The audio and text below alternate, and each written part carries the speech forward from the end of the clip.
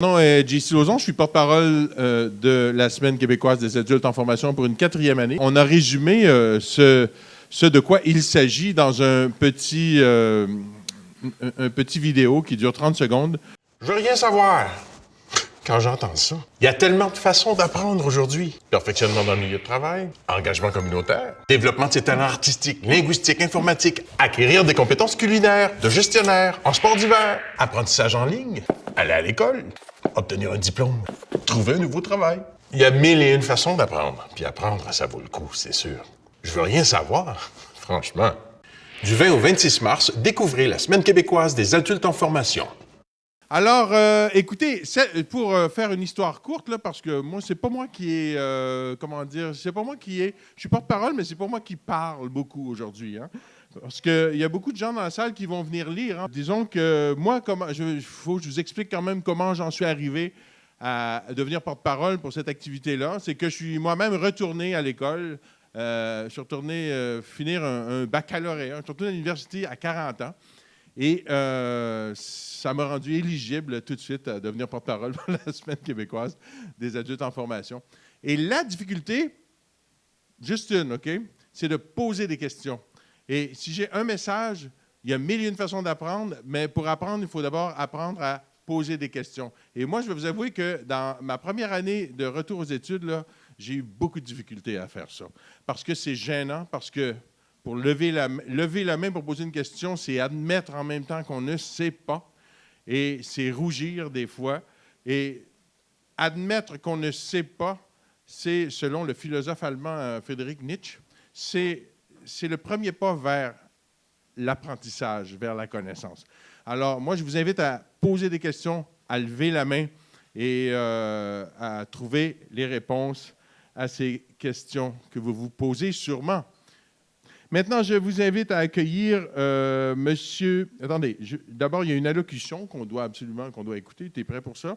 Une allocution de Mme Michèle Courchaine, ministre de l'Éducation, du loisir et du sport, présidente du comité ministériel de développement social, éducatif et culturel et ministre responsable de la région de Laval, de la région des Laurentides et de la région de Lanaudière. Mon Dieu, il y a du cumul de fonctions là-dedans. Et M. Sam Ahmad, donc ministre de l'Emploi et de la Solidarité sociale, ministre du Travail et ministre responsable de la région de la Capitale-Nationale. Ils nous ont préparé un petit vidéo qu'on peut écouter à cet instant. Mesdames et messieurs, bonjour. Bonjour à tous. Au nom du gouvernement du Québec, nous joignons aujourd'hui notre voix aux nombreux partenaires de la 8e Semaine québécoise des adultes en formation à l'occasion de cet événement de lancement. Au Québec, nous avons fait une priorité de l'éducation et de la réussite scolaire de nos enfants. Cela fait partie des valeurs de notre société. Cela dit, apprendre est aussi l'affaire des adultes et il convient d'en rappeler non seulement la pertinence, mais aussi la nécessité. Le Québec offre une gamme riche et diversifiée de possibilités d'apprendre à l'âge adulte. Que ce soit en termes de lieux, d'approche, de modalités, les adultes ont plusieurs possibilités de trouver une formation qui répond à leurs ambitions et à leurs intérêts. Je profite de l'occasion pour saluer les initiatives de nos partenaires en la matière. Je tiens aussi à souligner la participation des adultes aux différentes voies de formation qui leur sont offertes. Ils sont de plus en plus nombreux à s'ouvrir à la perspective d'entamer et de poursuivre une formation tout au long de leur vie.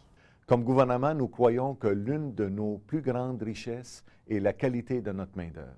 Pour que notre société puisse progresser, il est fondamental que notre économie bénéficie du talent et de l'expertise de femmes et d'hommes qui mettent à jour leurs connaissances.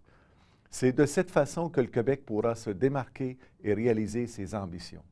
Au cours des prochaines années, nous serons appelés à relever un grand défi lié au vieillissement de notre population. Nous devrons composer avec une rareté de travailleurs qualifiés de plus en plus grande. Cela nous obligera à être plus performants. L'une des voies pour y parvenir est de former davantage notre main-d'œuvre. En ce sens, la tenue de la Semaine québécoise des adultes en formation permet de mettre en lumière la qualité des formations offertes. Elle est l'occasion d'inviter les travailleurs à entreprendre une démarche d'amélioration de leur qualification. Elle nous permet aussi d'encourager les entreprises à miser sur la formation et le développement des compétences pour accroître leur productivité. Au Québec, nous croyons qu'apprendre au quotidien, ça vaut le coup. Il importe de promouvoir et de soutenir une culture de l'apprentissage auprès de la population et des partenaires socio-économiques. À toutes et à tous, nous souhaitons une très belle semaine québécoise des adultes en formation. Alors, mais j'inviterai maintenant M. Michel Pigeon, député de Charlesbourg et adjoint parlementaire à la ministre de l'Éducation, du loisir et du sport, à venir vous adresser la parole. Bonjour, M. Pigeon. Bonjour. Déjà, les applaudissements, ça va bien, ça va bien. Permettez-moi tout d'abord de saluer Mme Olivier, qui est la directrice là, de l'Institut. C'est-tu pour Canadien? De coopération d'éducation des adultes. Alors, ICA. Alors, Madame la directrice, soyez saluée. Je voudrais saluer aussi la représentante de la Fédération des syndicats d'enseignement, Mme Scalabrini. Puis l'animateur qui ne parle pas, M. Lauzon.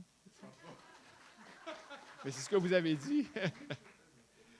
Écoutez, je voudrais vous dire à tous que, puis je vais juste rajouter quelques mots sur ce que Mme Courchaine et M. Hamad ont dit.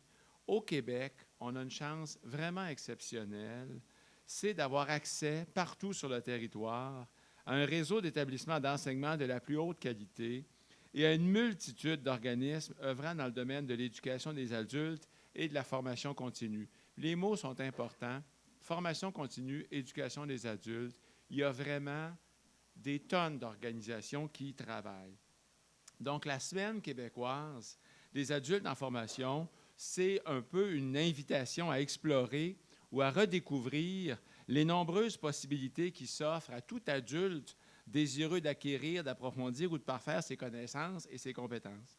Mais c'est aussi une occasion, je pense, de saluer les succès de ceux et celles qui ont entrepris une démarche de formation, comme c'est le cas aujourd'hui. Alors, à tous ceux et celles qui sont en démarche de formation, qui ont réussi ou qui vont réussir, bravo, puis applaudissez-les encore tout de suite.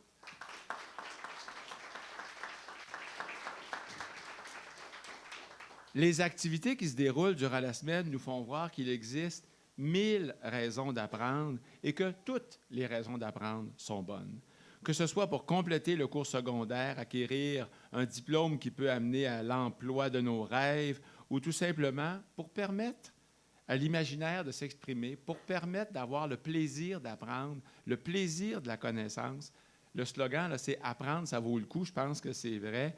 Puis Anne-Marie Mongrain, qui travaille avec moi, m'a dit « N'oubliez pas de rajouter la phrase que vous utilisez tout le temps ».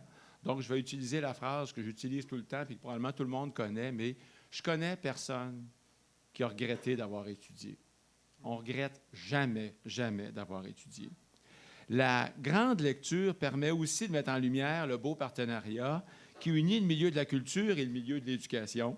Un partenariat naturel, je pense qu'on peut le dire ainsi. J'en profite d'ailleurs pour remercier les artistes qui participent à la grande lecture.